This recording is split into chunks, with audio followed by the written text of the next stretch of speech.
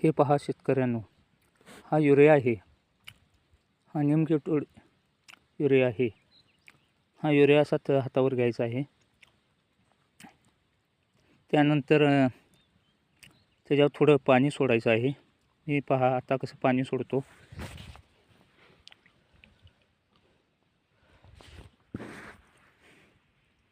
असं पाणी सोडायचं आहे.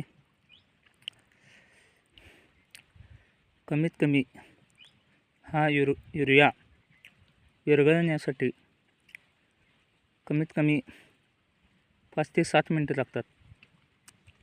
त्यामुळे सर्व शेतकऱ्यांना माझे एक आव्हान आहे की हाच युरिया वापरा. रेग्युलर युरिया 2 दिवसात लागवतो. हा 3 ते 4 दिवस लागतो लागू होण्यासाठी. त्यामुळे ऊसाला ह्या युरियाचा भरपूर फरक पडतो. धन्यवाद.